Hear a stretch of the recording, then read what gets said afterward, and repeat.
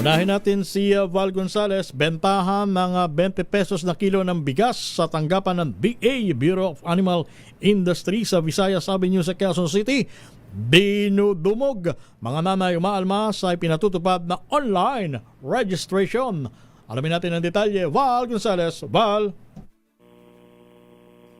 Romel, literal na dagsa ngayon itong mga tao na pumipila dito sa Kadiwa Center dito sa tanggapan ng Bureau of Animal Industry, isang atat agency na nasa ilalim ng Department of Agriculture.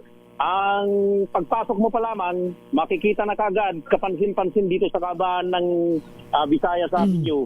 Itong dami ng mga tao dahil halos umabot na doon sa may bahagi ng elliptical road. Kung ikaw ay nakaharap doon sa kanan, elliptical road, at ganoon din ang haba nitong mga nakapila, Romel, dito sa kaliwang bahagi kapag ikaw ay papasok dito sa tanggapan mismo ng DA Bureau of Animal Industry. Ito'y dahil nga doon sa dinudumog itong 20 pesos na bigas. Ako'y nandito na ngayon sa loob mismo. Nandito na ako ngayon sa loob mismo nitong Kadiwa Kadiwa Center dito sa tanggapan ng DA.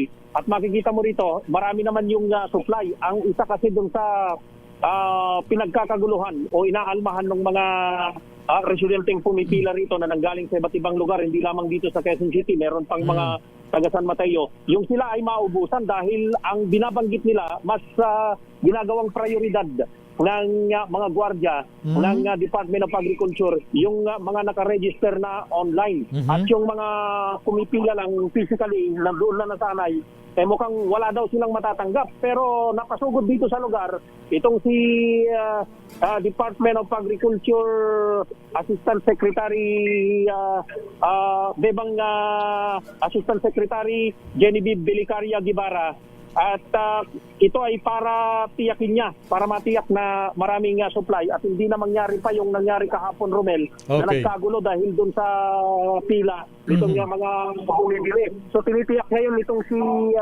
Asek Belicaria Guevara na sapat ang supply at bibigyan din naman ng pagkakataon yung mga hindi naka-register online at na para makabili sila, pero mas priority dahil i-enhance na. Sabi nitong si Asek Belicaria, paigtingin pa ng Department of Agriculture yung pagpapatupad para sanayin na yung mga tao na bumili ng mas maayos sa pamamagitan ng online registration. At yan yung gagawin doon sa mahigit 700 pang mga iba't ibang mga Kadiwa Center na nakalatag sa iba't ibang lugar dito sa ating bansa. Pati na rin dito sa lugar yung mga tauhan ng Philippine National Police para maisaayos yung pila nitong mga bumibili ng 20 pesos na bigas. Okay. Salamat, Val.